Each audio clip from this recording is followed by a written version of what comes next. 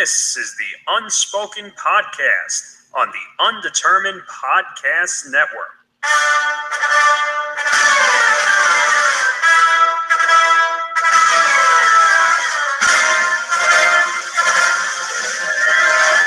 The Unspoken Podcast now takes a trip to the circus that is the New York.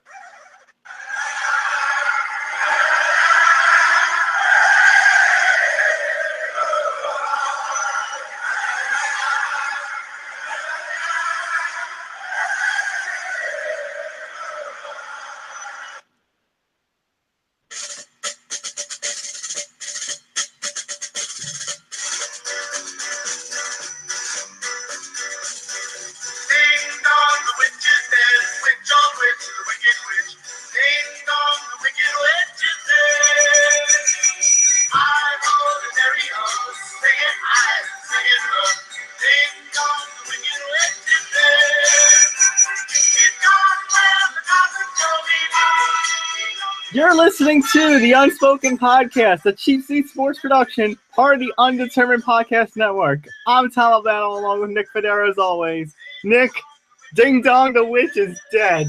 Yes, indeed, and you are not going insane. We've just lost our minds. It's just, for those of you who have been living under a rock, that's right. It's finally over. Phil Jackson has been let go as the president of basketball operations for the New York Knicks. He can be baseball, basketball. He can be let go of all operations, as far as I'm concerned. He can't even operate a Dairy Queen at this point. My! It's just, I don't know if it's a blessing or. Maybe it just feels good because we're getting punched in the face rather than getting kicked in the nuts. That's true. There's still a lot of Knicks drama. But I feel like maybe some of this pressure has been alleviated now that Phil Jackson is departed the Knicks. So now that he is gone, I guess we are free to talk about this. What do you think? Because according to the news reports, it was Dolan who pulled the trigger, obviously. But what do you think it was that the straw that broke the camel's back? Because, God, there have been so many. Yeah, basically, I've read, for those of you who don't know, I did write about... What the heck? Is that you, Nick? Nope, not me. Oh, hang on, I had the episode up. That's what happened. Oops. Okay, never mind. You see, the sound thing is celebrating too. Basically, I wrote about this in one of my latest pieces, and basically, it is the end of a tumultuous time. But I mean, first of all, this tells me, going on your topic, Nick. This tells me there was something that had to happen. Something had to. That the public doesn't know about caused the trigger to be pulled. Because, remember, Dolan wanted to keep him there all the contract. Throughout his whole, he wanted to finish Phil Jackson's contract out. I just wonder what it was, and how bad is it? Someone at where I work suggested that somebody like Dolan or KP or Carmelo finally put the foot down and said, no, that's it. I've had enough. He's got to go. And maybe Melo in the case of, okay, because we've been talking for months now about how Melo could possibly be leaving. And basically it's like, okay, well, if I go, he goes or something like that. Yeah. And I guarantee, I don't know whether it had to be either Melo or Porzingis. I don't know if it's Porzingis because they don't pay him a lot. They do, however, pay Melo an ass ton of money. So it must be that. And strangely enough, I'm not sure if you heard about this, that Melo and KP had a bit of a clash. Oh no, I hadn't heard about that. Okay, so KP has praised the triangle offense that Phil Jackson has been trying to push, and Melo apparently got pissed at him and yelled at him and tore him a new one. I can imagine. I've heard that about him, but still. But Over basically, the triangle offense? I don't know. And here's my question, since we're going to talk about the triangle offense. Why the hell was this done now? Which is leading me to believe that something happened, because this should have been done before the draft. Especially now that the Knicks would have taken Dennis Smith Jr. instead of Frank. Ntilikina, I think his name is. And as I was typing up the little thing on late Wednesday night, I had just learned after that Ntilikina. How do you pronounce it? Ntilikina? I think it's Ntilikina. Ntilikina. Okay. Well, the French phenom basically was injured in practice. Injured? Oh yeah, I did hear about that. So it's like, well, that's a great start. Well, do you really expect anything less at this point? Does anything surprise you? No. Absolutely, yeah, and it very goddamn well shouldn't, because we have seen over the past, how long has he been president? 3 years, right? Something like that, yeah. He's been president for 3 years. We have seen, this has been one of the loopiest roller coasters I've ever been on. It's just, because you don't know what, you get to the point where you don't know what stupid thing is going to happen next. You don't know what it is or where it's coming from, but you do know it's going to be brain-meltingly stupid. Can we just call ourselves the New York Stupid now instead of the Knicks? Yeah, the New York Knuckleheads. That pretty much would, makes more sense than Knicks at this point. Yeah, I know. And what surprised me, well, not surprised me, but you saw more people cheering on the fact that Phil Jackson got fired than you saw people actually cheering for the team in the Garden this season. That's very true, actually. Basically, also last week, did I mention this last week about Bill Plaschke and Around the Horn? Concerning what? You didn't, actually. Oh, I must have not. Okay, so the day before our last episode, because the night before our last episode was the NBA draft, that's when we had Nick Morgeson on, was that apparently they were talking about it on Around the Horn, the whole Porzingis possibly being traded situation. Oh, yeah. So Bill Plaschke, the Los Angeles-based reporter on Around the Horn, was trying to defend Phil Jackson and his treatment of Porzingis. Plaschke was saying, I'm going to read this off my blog, but he was just doing a typical Phil Jackson thing of putting the young man through the ringer, all because he decided to skip the goddamn exit interview and trying to embarrass him after embarrassing the Knicks franchise. And keep in mind, one, Phil Jackson isn't a coach anymore. He's a front office executive. He's a fucking front office guy. Number two, the last time something like this happened in Los Angeles, it involved Shaquille O'Neal, and Shaq ended up getting traded, which I still think was a big mistake, even though, Kobe still ended up getting a couple of rings for LA. Well, Shaq only got one. Still, why would you, baffles. I know all the Kobe Shaq drama, but still, it just sucks when you have to trade away your star player all because of that shit. All because of ticky-tack bullshit. It's not even about salary disputes. It's about people being immature. And people that are well past the age of where it's acceptable to be immature. The guy's 71. I know. At number 3, I should also point out there was the speculation that it was all just a smokescreen to try to devalue his players like Melo and Porzingis, so that way nobody would trade for them, and so they could keep them and all that jazz. But I mean, this front office is not that smart. Right, I was gonna say, but Plaschke, it's so hypocritical because he's trying to defend it, but it's like all the rest of the media and all the Knicks fans are coming more after Jackson. Everyone feels bad for Kristaps Porzingis. Yeah, I count me as one of them.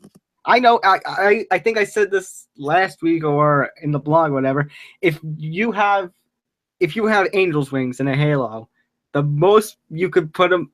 First of all, you put them on the fans because so much shit has been going on that the fans need, are absolutely innocent trying to figure out what the hell is going on. Number two, if you're talking about the players, you could put him on Porzingis, because even if you call KP skipping the exit interview a prima donna move, as I said last week, I think he, out of all the players, was the least prima donna-ish out of everybody this whole goddamn season, and still is, which is funny because out of all of our stars, Carmelo, Derrick Rose, Joakim Noah, Kristaps Porzingis does better than all three of the big names in the NBA. And they can't, you know what? That is a goddamn. It's not even a shame or a tragedy. It's just a bad joke at this point. Right. I mean, here's the thing. This whole team was full of prima donnas, as I said last week. Carmelo, for the past couple of years, was pretty much Junior Kobe, Mr. Pass Me the Ball. And even though he wasn't as bad this season, his little affair that got out there and getting ejected from a few games aren't exactly what I'd call role model material, which as a veteran of the team, I'm sorry, you should be role model material. Yeah, but in these kinds of disputes, I tend to side with the player. Not that I'm ever siding with Kobe Bryant, unless we go into his sordid history. But, right. No, I'm saying with them, like, feel bad for, like with the case of Melo, feel bad for him, but don't put angel's wings on him, because he isn't exactly all angels compared to Kristaps. No one is in this situation. Speaking of which, Joakim Noah, nice little 20-game suspension for anti-doping. Good shit there, Joakim. And it was because of something as stupid as what was it? Ritalin, I think he was on. Something like that. God. Derrick Rose is, well, Derrick Rose. Nick, I say this team looked good on paper at the beginning of the season. Let's not forget Derrick Rose's bones are paper. Yes, let's not forget what they are made of. They are held together with modeling glue and balsa wood. Let's understand that before we go any further. Right. Basically, Derrick Rose, I wouldn't call him as bad of a flop as what was his name, Greg Odom or whatever, but I'd still consider Derrick Rose Greg Odom. After his rookie year, I'd still consider Derrick Rose probably one of the biggest flops in basketball as a draft pick. I wouldn't say that. I mean, the guy made his money, so and they're not that desperate that they'll back a dump truck full of money in front of absolute washouts. I mean, that is true, but I mean, go ask the Bulls how miserable it was without him after investing so much in him, and he gets injured in the playoffs and just... Yeah, well, some of it's not his fault. Most of it's not his fault, actually. That's just the way injuries are. Your body just betrays you. Which is true. I mean, Greg Odom, sorry, Greg, but you didn't exactly have the nicest injury-free life either. Yeah, I definitely would say that. But the thing that I kept hearing all throughout, he was fired, I think, on Wednesday, right? Yeah, he was fired Wednesday. He was fired on Wednesday, and what I've been hearing through sports talk radio and everything, that does this tarnish Phil Jackson's legacy? And I'm not sure if I know the answer to that question. I figured I would run it by you. I mean, maybe a little bit. Maybe it's kind of like a blemish. As try to compare it to like it's a good question. What do you compare it to? I mean, I guess this is like any other sports person trying out a different venture. Like Michael Jordan, pardon me, trying to do baseball. That was a blemish on his thing, but I don't think it ruins his legacy. Or Nolan Ryan being president of baseball operations for the Rangers. That too. Or never mind. It slipped my mind. But basically, it leaves a small blemish on somebody, but I don't think it, overall affects the legacy, because Phil Jackson is still a great coach and was still, a player who won a championship, but, he tried being an owner a president, and it didn't work. Yeah, because there's two different schools of thought. I mean, making personnel decisions and basically being involved in the everything that your basketball team does, not necessarily on the field, but off the field, and in some cases in between the field. It's a completely different beast, and a lot of guys. It's one of those things where you think the job would be simple and fairly straightforward, self-explanatory, but it really isn't. Right. I mean, as a president, you're dealing with budgets. You're dealing with player egos to a more nth degree. You're dealing with the media and the fans to a more nth degree.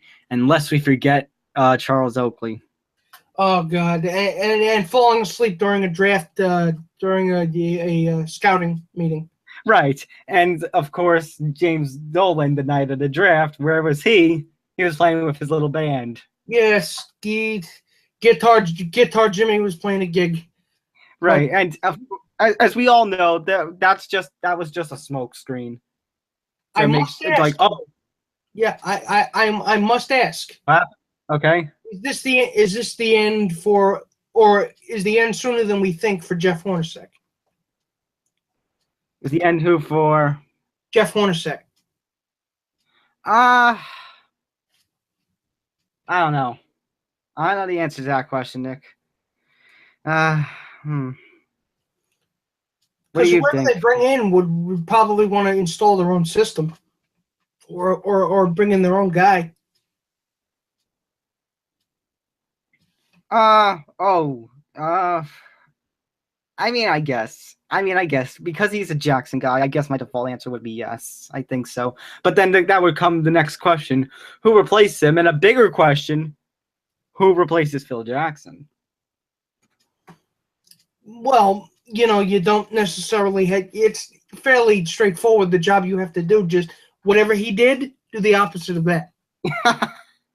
Yeah, but I mean, who do you go after? Like, I know they were trying to go after Toronto's general manager because Toronto's president GM figure, I forget his name. Masai Ujira, I think is. Yes, yeah. I think his name is.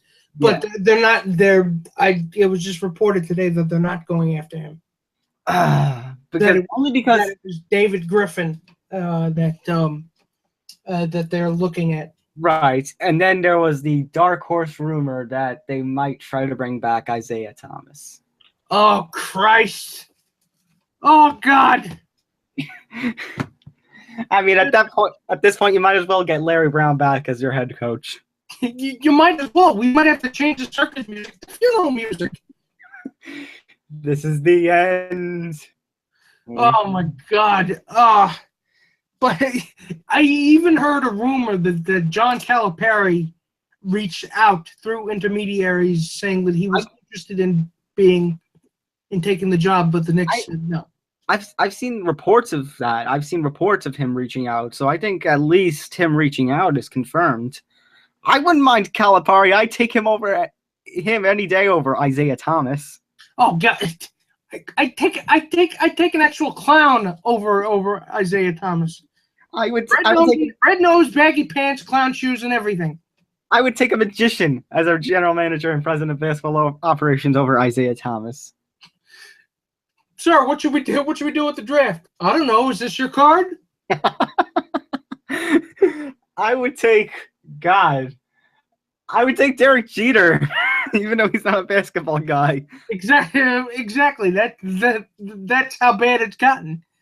But I also wonder if this is, the end. We finally seen the end of the triangle offense. Well, I mean, there's this whole debate, of course, about between KP and Melo. I think it would be. I think it will be just because Phil Jackson is around and Melo's like, no, I don't want to run this. Yeah, well, it'll probably morph into some kind of bastardized mutant version of the triangle. It'll be a rhombus, basically. But basically, it'll be so easy for the defense to stop. I mean, look at the talent. Of course, that defense is basically going to be a revolving door. It's going to be one of those swinging tavern doors that you see in old Western movies. It's high noon. But are sunny days ahead for the Knicks? No, not at this rate. Probably not. Not yet. Nick, the clouds are still dark and gray. The rain is coming down. It's pouring. There's thunder and lightning everywhere, and there's still a massive dust storm outside. Well, at least we found shelter. That's got to count for something, right? Exactly. That's the only thing that's happened is we found shelter. Oh, that's good. And Knicks fans can still rejoice. It's still worth rejoicing that Phil Jackson is na, hey, hey, goodbye. And Chris Paul is na, hey, hey, goodbye from the LA Clippers. Yes, we were going to get to that. Hot fucking stove in the NBA because Chris Paul got traded to the Rockets. No, yeah, you heard right. The Clippers traded him to the Rockets. And For 7 players. 7 players? I thought it was 4. It was 7. Oh my God! How many draft picks did they give up? I think I'm trying to look at this. Let me bring it up. I think it was like 7 players and a freaking 2018 first rounder.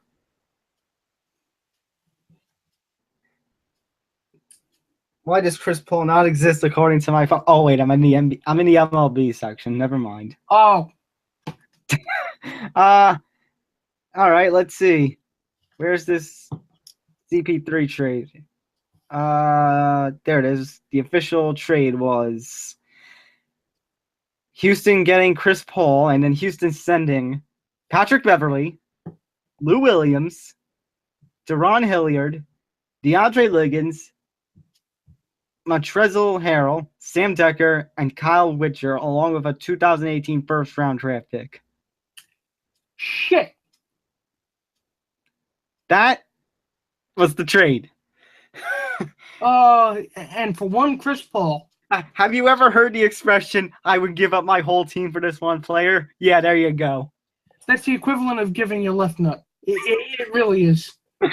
Oh, God. Is it worth it, though? I mean, I'm sure. James Harden and Chris Paul on the same team. God. Well, you were the one. You were the one who kept railing against super teams, fuck super teams. They're not going away, Tom. I guess not, but I mean, does two players make a super team? Depends on the players. Would you consider James Harden and Chris Paul a super team? If they got Gordon Hayward. I was going to say, maybe to me, a super team, I think you got to have a third person. Other than that, I think you just got to have a strong duo. Kobe Bryant and Shaquille O'Neal were never a quote-unquote super team. They were just a strong duo. Yeah, and, Kevin Durant and Russell Westbrook when he was with the Thunder. I guess you could say, yeah. Because also, at least in the case of Kobe and Shaq, they won 3 championships. Westbrook and wow, I just blanked on the name. Westbrook and James. Who was the other guy you said? I just blanked out. Durant, thank you. I don't know why I just blanked out, but Durant and Westbrook, basically, they got to one final, but they didn't win any. And Chris Paul hasn't won an NBA final. James Harden hasn't won an NBA final. Yeah, I could see, I think Houston might be interested in building a super team. I'm thinking that they're looking for a third. I mean, Minnesota, they now have Jimmy Butler, and Tom Thibodeau is reunited with Jimmy Butler, head coach and player. So now I guess they're going to try to figure out what the hell's the next best step to get the Timberwolves up and running. Yeah, I mean, and the Bulls gave away a bag of the Timberwolves gave away a bag of shells to get Jimmy Butler. Mm-hmm. Which is not near the cost that I thought he was going to command in the trade market. Probably not, but I mean, while that's good for Minnesota, I mean, you can't say the Bulls lost that trade all too bad. They still got some star power, including like Zach LaVine. Yeah, I would definitely, yeah. You could say that. I mean, also, Nick, when we're talking super teams, let's just remember one thing. I mentioned the words on paper. Well, with the Knicks, on paper, we looked like a super team. Yeah. It turns out those dreams are made of the same material they're written on paper. So basically, just because you have a bunch of star players, the Knicks have taught us basically just because you have a bunch of star players doesn't exactly qualify you as a super team. Yeah, believe me, that is 100% accurate, Tom. It's just you know what it is. It's just I see what you were saying about railing against players, wanting to play where they want to play, them getting to call the shots, because the postmortems that I keep reading on ESPN about why would the Clippers trade Chris Paul, why in the name of God would they ever do such a thing? It seemed to me like he was, well, they said in the report on ESPN that I read, he was very unhappy with Doc and Austin Rivers, specifically that Austin Rivers was kind of acting like he was entitled even though he wasn't that good because he was the coach's son. Welcome to nepotism. Yeah, it's nepotism. I get it. Your son, with son, I get that kind of special treatment. If my son was on the team, I'd probably not be able to help myself to do that. But, discordance, I guess. Right, but basically, now that I had heard of reports that they were going to get rid of both Blake Griffin and Chris Paul, but now that Paul's gone, they want to try to hold Griffin as tight as possible. Oh, that makes sense, actually. That makes too much sense. In fact, the most interesting thing that came out of that ESPN report that I read was that the final straw for Chris Paul with the Clippers was the Knicks had proposed a trade where they were going to get Carmelo Anthony. I forget what they were getting in return, but the Clippers said no. The Knicks were all ready to accept it, and Chris Paul was pissed that they passed on the easiest opportunity ever to basically with his buddy. Basically, we could have had Chris Paul instead of Carmelo. No, it's not that Chris Paul would be traded to them. Oh, they would get Carmelo, and we would get a bunch of young players. I don't know what would be changing hands, but the gist of it, I think, was that we would be eating most of his. They would be eating most of his salary. Oh, and okay, so then after that, he flipped and said, "I'm done." Yeah, it's like you're not going to take the easiest steps to get still a pretty good player in Carmelo Anthony to help improve this team, then I'm not going to do it. So instead, now Chris Paul has been given to the Rockets in exchange for most of the Rockets. Yeah, it's eerily like the Melo trade. Was it 7 years ago? Yeah, 2011. 6 years ago, and 6, yeah. Yeah, it was pretty much everybody on that. Everybody, they ripped the heart and spine off that team to bring him here to New York. And but you know what happened that season? We have going for the playoffs for the first time in 10 years or something like that. Big fucking deal! You didn't make it past. You didn't make it past the first round. And we're still going after seasons of losses and losses and losses of near last place finishes in the league. Yeah, you're right. That is a good step up. I can see them kind of getting blinded by playoffs, and then they don't see the truck that runs them over. Right, but then 2 years later, we moved on to the second round, and unfortunately, at that point, we did face the super team. Oh yeah, I remember that. It's like we finally got out of the first round. Oh my God, Jason Kidd is the answer. Fuck, it's the Heat. Jason Kidd is the answer. Though that is 5 words I didn't think I would ever hear out of your mouth. He was the answer. He was the answer back in maybe 1999, maybe. and yet the Knicks still managed to do the best they had ever done in 20 years with him. Oh boy. And that's also the last year. The previous year, we thought Linsanity was going to be the answer. Everybody, these quick fixes. You know what it's like? It's almost like a team that is run by an infomercial. It's all about quick fixes. It's all about the new shiny thing. It's like the basketball equivalent of ShamWows, or OxyClean. Billy Mays product, basically, or the Hercules hooker, or the slider machine, or fucking magic bullet.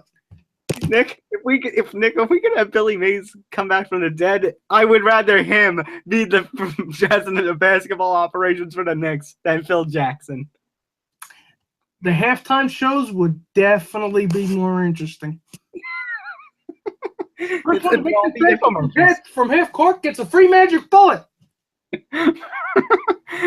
I thought they would just be Billy Mays infomercials. That was what the halftime shows would be. Yeah, that'd be definitely more entertaining than the product we get on the field. Oh my God. You're listening to the Unspoken Podcast, part of the Undetermined Podcast Network, a cheat seat sports production too. Nick, let's move on to baseball, and it's almost All-Star time. Yes, indeed it is. And our boy, Mr. Aaron Judge, it looks like he's getting ready to start. Yeah, I'm trying to find it right now, the MLB All-Star Game starting lineups. I don't know if anything is official as of yet. I don't think it's official as of yet. Okay, well, basically the polls did close yesterday, though. Yeah, Okay. It'll probably take them like a day or so to go through everything. Probably, but I do have Bleacher Report from an hour ago, a couple of hours ago, basically the latest ballot results before roster reveal. The photo is very weird, by the way. It's a photo of Corey Dickerson of the Rays. It's just like he has his mouth wide open, his jaw dropped. Why? Weird decision from the photo department. If I do say so myself. Exactly. I'm not sure, Nick. If you Google MLB All-Star Voting 2017 latest ballot results, Bleacher Report, if you want to try to click on the link and see what photo comes up. All right, let's take a look, shall we? All right. Yeah. All right. So, 2017 MLB All-Star Game latest results. Latest ballot results.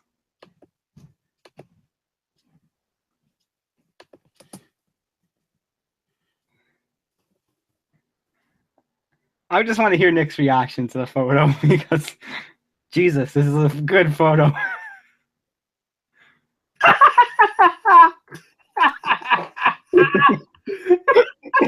What is that? Yeah. He looks like he's mooing. He looks like a cow.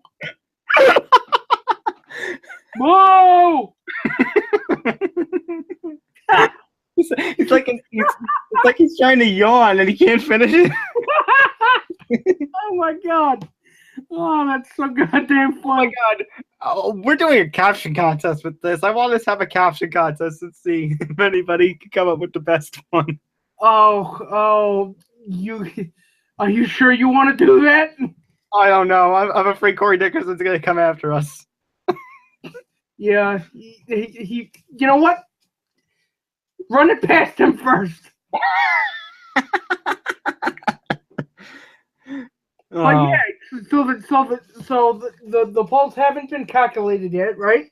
Right. However, we're thinking. Let's see what the according to Bleacher Report. Oh, well, some breaking news from a couple nights ago. Miguel Sano is confirmed for the home run derby. Oh, that's good. He can hit him. Still no word on Aaron Judge. You know what? I'm torn between wanting him to do it and, being okay if he says no. Basically, that's how all of all the classic Yankee fans feel. Yeah, because I don't know if does the home run derby really mess up your swing? Supposedly, that's what I've heard, but I don't know. I've heard so many people say that, and I'm not sure if it's true or not. I'm not sure either. All right, but basically, let's get into the predicted All-Star Game starters. So let's start off with actually, as I talking about this. On the MLB Network, they're talking about the Futures game that's going to happen 2 days before. I see the World Team, and I see Yoan Moncada and Vladimir Guerrero Jr. are in the starting lineup for that game. So I can't wait to see those two. I hope those two make it to the show. Yeah, I can't wait to see him actually. Let's start with the National League All-Stars. So supposedly catching will be Buster Posey. I don't really think there's much of a surprise there. No, no, I don't think so either. Actually, let me bring up my because I also wrote a blog about who I voted for. But let's get into that. Yeah, catcher I said was Buster Posey. I don't think there was any contest there. Let's see. First base. At first base, they have Ryan Zimmerman, which I think is okay. I would have also liked Paul Goldschmidt. But, I mean, I guess at this point, whoever loses between Goldschmidt and Zimmerman is probably going to get the first reserve slot for the NL. Yeah, he'll probably still end up, either of them, yeah. So I wouldn't worry about that. They're still going. Right. I mean, at this point, I know, because I get Zimmerman's hot and stuff, but I mean, Goldschmidt, let's face it, he's a 5-tool player, and it's most likely going to be NL MVP this season. Consistent as hell, too. Exactly. Second base, Daniel Murphy. I don't think there's any contest with that one. Yeah. Okay, now here's one that they talked about third base being between Nolan Arenado and Chris Bryant being the closest one. I truthfully, maybe by the numbers, but I truthfully disagree. I don't think that one's hard. Chris Bryant is only having an okay year as compared to Nolan Arenado, who is another one of those players like Goldschmidt who are consistent as hell. Plus, Bryant with his little ankle incident a couple of days ago, I think, you know, at least with this scare, I think it's pretty much clear Arenado should be starting at third base. I would have to agree, especially, although I do understand, well, the leading vote getter is at that position in the NL is Bryant, though, right? According to Bleacher Report, it's actually Arenado. Oh, it is? Yeah. Oh, I would have thought. But, yeah. But they were saying like yesterday or 2 days ago that Bryant versus Arenado at third for the NL was the closest out of any of the MLB All-Star Game ballots. Yeah, I would have to agree with that. I would have to go with Arenado. What I think is the most tricky is shortstop for the NL, because I think you got three people in mind. Number one, you have Zach Cozart of the Cincinnati Reds. Number two, you have Chris Owings of the Diamondbacks. And number three, you have Corey Seager of the Dodgers. Yeah. Owings is having a good year for himself, but basically all the Diamondbacks are.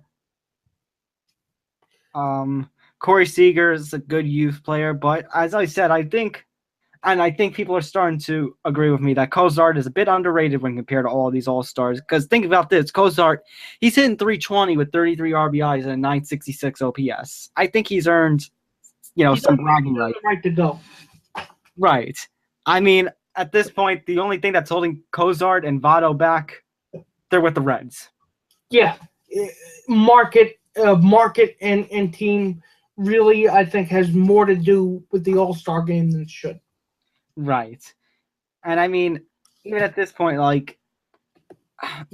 fan voting, there's bias and there's, so much love for a player. It's like, for Cozart, I mean, not with Cozart, but the Bryant versus Arenado thing, I think it should be Arenado clearly, but there's still this, I guess, MLB fans and the Chicago Cubs from the World Series, they're still having their little honeymoon of sorts.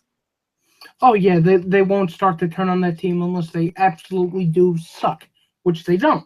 Right, but still, I think you got to give now that the All-Star game, the World Series isn't on the line in the All-Star game anymore. I still think you need, players who have earned the right to be All-Stars. I think Bryant's earned enough to be a reserve, but not a starting player.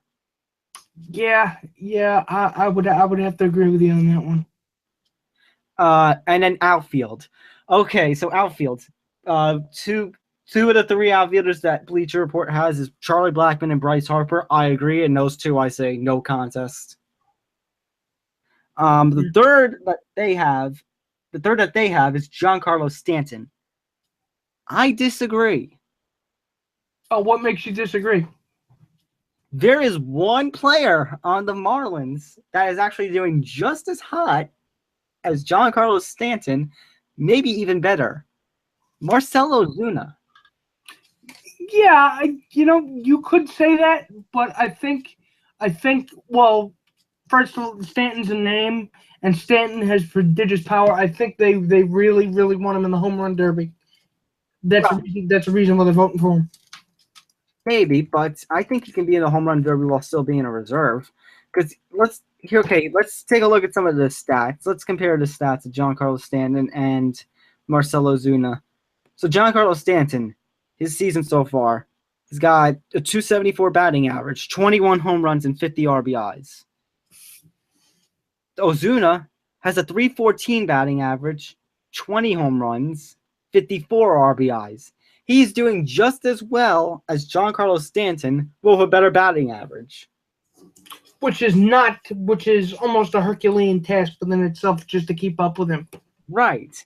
So I think Marcell Ozuna wants it just a little bit more than Giancarlo Stanton. I think you keep both in for the little hometown pop, because it's the Marlins, and that's what the All-Star Game is going to be. But I think Marcell should be starting. We will see. Well, I think it's going to be a situation where if one doesn't get in, the other will be a reserve. And then the other one should be put into the game after the second inning. Yeah, well, he'll make it into one of them will make it into the game at some point, I'd imagine. Because they're hometown Marlins. I think you want to put on a good show for the crowd. So I think they'll end up probably doing that. Right. Okay, so the American League. All right, so let's start with first base. Here's my split. Eric Hosmer, Jose Abreu, and Justin Smoke. Bleacher Report has as the American League first baseman. They have Smoke. I have Hosmer.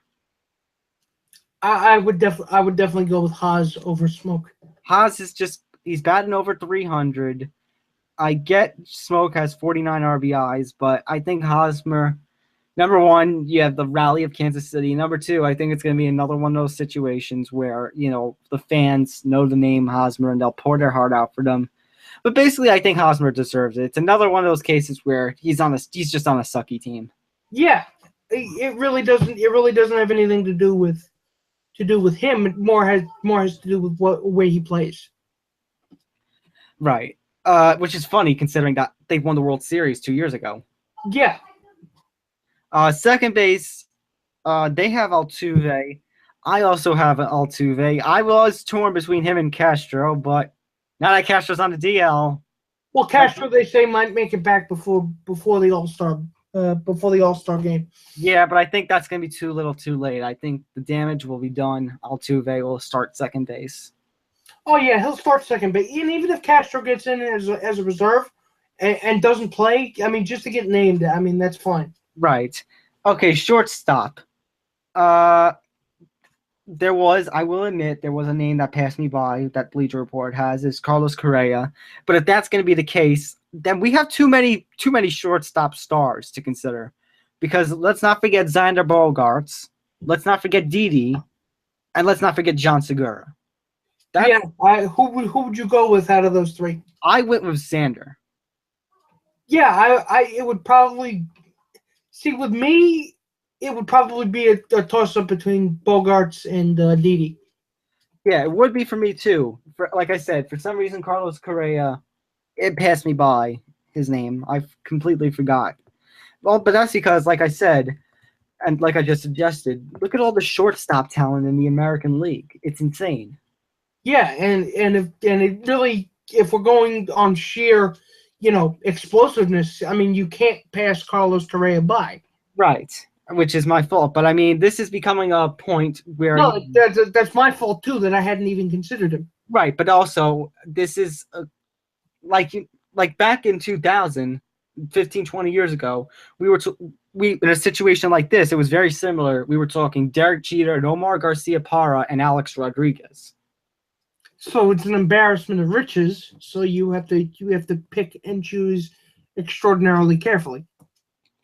Right, comparing Correa and Xander Bogaerts. Correa has a 309 batting average, 16 home runs, 53 RBIs, a 925 OPS. Bogaerts, he has a 312, 5 home runs, but 35 RBIs, and 823 OPS. So maybe I can understand why Correa would get in, but I just feel like Bogaerts has been, more, what's it called, out there, I guess. And let's not forget, Xander Bogaerts is playing in a harder division. Yeah.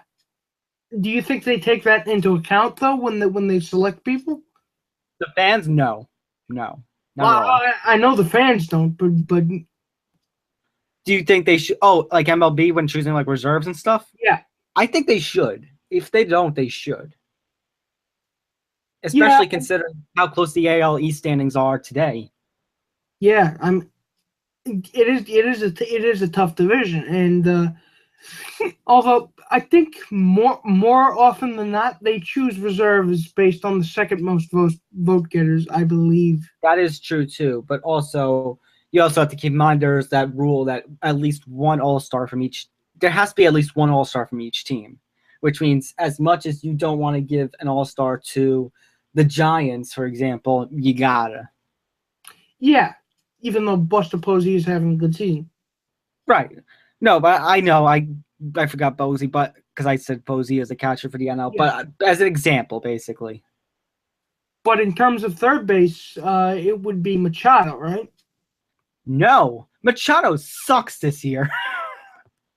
I would have thought I know he sucks this year, but I would think he would at least be a big vote getter. What does it look like? Well, here. By the way, if you just in case you want to know, Manny Machado's batting only 220 as of today. Wow, it's even worse than I thought. He is just hovering above the Mendoza line. That is so surprising. It is. And when I wanted to get Machado for chief in my fantasy league, they all yelled at me. Hey, a bargain's a bargain. Don't say no to a bargain. Right. No, I was gonna say, do you blame me for trying to buy? I know it's a keeper league, but do you still blame me for trying to buy low with the season he's having? No, not at all. My low's so high. Right. Freaking economics, people. Okay, so anyways, I said originally in my blog, no contest for third base in the American League, Jose Ramirez. But they have Miguel Sano. So I guess it's going to be a case of, do you want average or do you want power? Well, hard to say. Right. Jose Ramirez. Let's compare the stats. All right, Jose Ramirez. And who's the other guy? Miguel Sano. Or as I spelled it in Google, Miguel Sao. Of course. Of course, I would fuck that up. All right. Jose Ramirez is batting .321 with 12 home runs, 36 RBIs, 9 stolen bases, OPS of .932. Miguel Sano has .270 batting average, 18 home runs, 53 RBIs, and a .909 OPS. So basically, it is a do you want power versus pure hitting perspective. And for me, for some reason, I guess I value pure hitting more. Yeah, well, especially the way the lineup is going to be constructed. It's going to be, I think, top heavy with a lot of mashers. Right. Especially if the votes, they end up shaking out the way they're looking, at least at this point. So you might, I think, be, it would do good to have somebody who can hit for average. Right. Designated hitter for the American League because you can vote for that. I said Nelson Cruz. I would have said maybe Matt Holliday had a chance, but now that Holliday's down with injuries, no chance, no contest. It's going to be Nelson Cruz. Yeah, I would have to. If not him, I would definitely go with Nelson Cruz. Catcher, Bleacher Report argues Sal Perez. I'm going to disagree. I'm not even going to compare stats. No contest. I think it should be Gary Sanchez. Really? Yes. I wouldn't have said Sanchez. Who would you have said? I would have said Sal Perez. You would have gone with Perez too? Maybe because he's had a full season. Okay. All right. That is true. That is true, but let me just compare their stats anyways. Yeah, go ahead. Because at this point now I have to. So Gary Sanchez is batting .284. Sal Perez is batting .289. 13 home runs, 39 RBIs for Sanchez. 16 points. Okay, maybe my point was proven wrong. Maybe it should have been Sal Perez. I would definitely bring in Gary as a reserve, though. He has to be. He has to at least play backup. Yeah, I would definitely not have a chance to at least have him in the game. But there's one Yankee who has to be in this All-Star game. I don't think there's a question. Right field, Aaron Judge. He has to be. He was the top vote getter. He has got to be. And you know what's funny? Because Mike Trout got injured, Mike Trout's not on this list. And after consistently coming in year after year and, being an all-star and being the MVP 2 years in a row, pulling that feat off for the first time in God knows how long, maybe even the first, Trout's not in this year, which is really, would you have predicted that at the beginning of the season? No. Absolutely not. I would have laughed. Right. And now, instead of him, we're going to have Mookie Betts, because I'm sure that's not a contest. Yeah. Yeah. For the outfield, they agree with me on Mookie Betts and Aaron Judge. Again, the third outfielder, we disagree.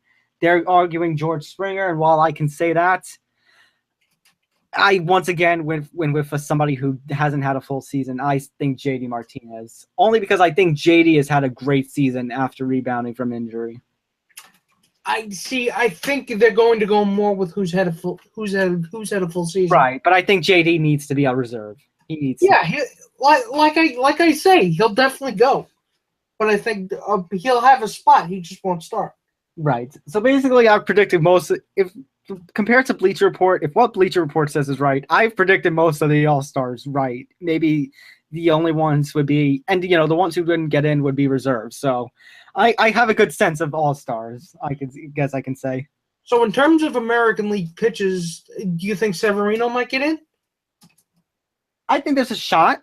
I don't know about, he's definitely not going to start, but I think there's a shot that he'll get in, maybe. Oh, well, I guess on that note, Nick, who do you think should be starting for each league? National League, I would go with probably.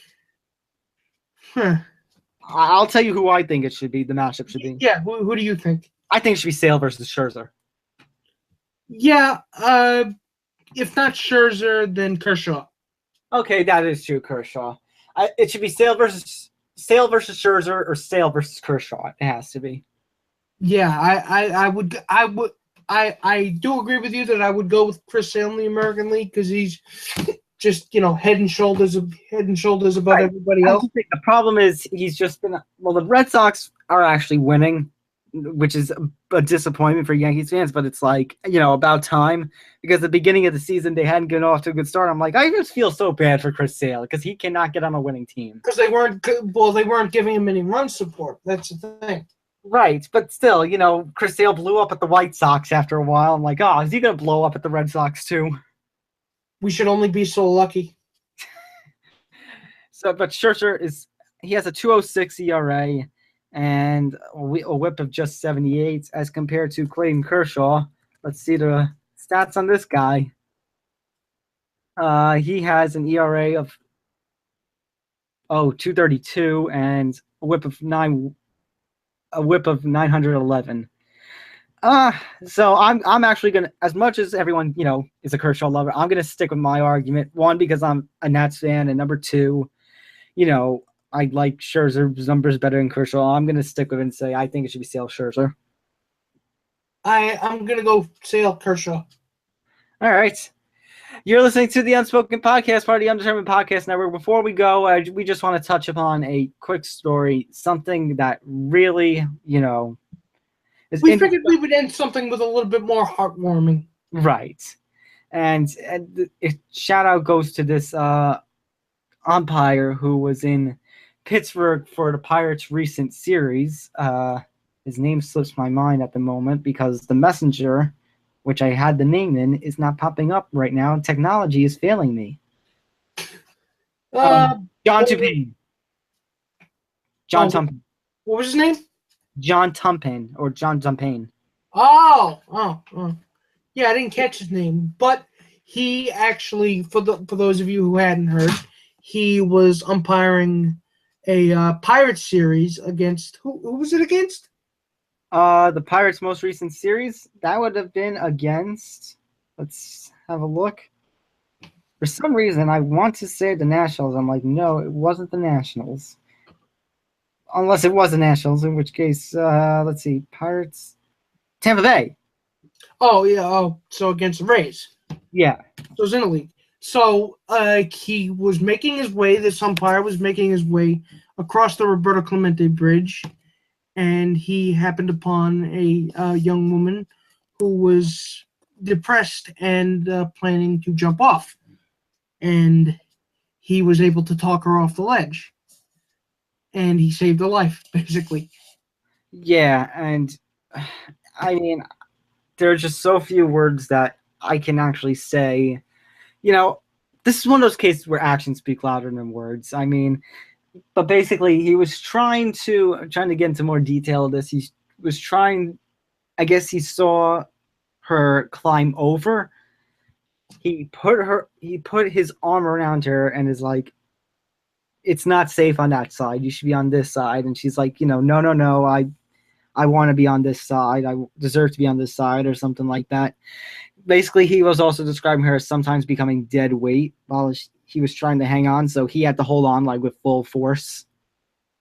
And he pretty much held on to her and fought with it until police and fire crews and everybody else arrived. And basically, yeah, he saved a life. He prevented someone from committing suicide. And umpires get a lot of shit, but I don't have a cap. But if I did, I would tip it. And hats off to that guy. Right, and he described it pretty much as to do, but the Pirates did honor him for it, which I think was great. That the Pirates actually recognized him, and fans were giving him a standing O. And it's like what you said, we give almost a lot of shit, but this is a case where I think all that shit goes away. It is. If you save a life, well, especially if you save someone from committing suicide, I think shit goes away for you. You are not entitled to give that person shit. And if you or someone is dealing with mental health stuff, please tell them. Don't think about it. Please reach out and get help, because suicide is a long-term solution to a short-term problem. Absolutely. And that's going to do it for episode 25 of the Unspoken Podcast. Nick, just be reflective for a moment. We've completed 25 episodes of this. Oh, my goodness. We have completed about half a year of the Unspoken Podcast. Maybe a little more, considering we took 2 weeks off. All right. Let's go all the way to the end and see how far we can take this thing. Yeah, I mean, at the current pace we're on, I think our 1 year anniversary might be episode 50. So that would be incredible. It would, actually. We started on New Year's Eve. Right. So 52 weeks in a year. But we skipped 2 weeks. So that'd be 50. So episode 50 would probably take us to New Year's Eve 2017. So if we ever have to skip a week, we need to do like a makeup episode just so we can stay on pace with this. Yeah, nice round number, see? And that episode, we could have like a special episode where we bring everybody on. That'd be cool. See, even numbers can be your friend. I'm sorry to sound like a math teacher, but even numbers can be your friend. I love even numbers. And so with that, don't forget to like us on Facebook and follow us on Twitter, both at the UDUP. And don't forget to like the Cheap Seat Sports on Facebook and Twitter at CS Sports Site for both. And don't forget to visit cheapseatsportsite.wordpress.com. And yeah, that's pretty much going to do it. For Nick Federa, I'm Tom Albano, and this has been the Unspoken Podcast. I completely have forgotten to get up the normal intro because I was so obsessed with the other intro. It's okay, though. Good night, everybody. Good night, everybody. For Tom Val, along with Nick Federa, you've been listening to the Unspoken Podcast, part of the Undetermined Podcast Network, a Cheap Seat Sports production. We'll see you next week for episode 26.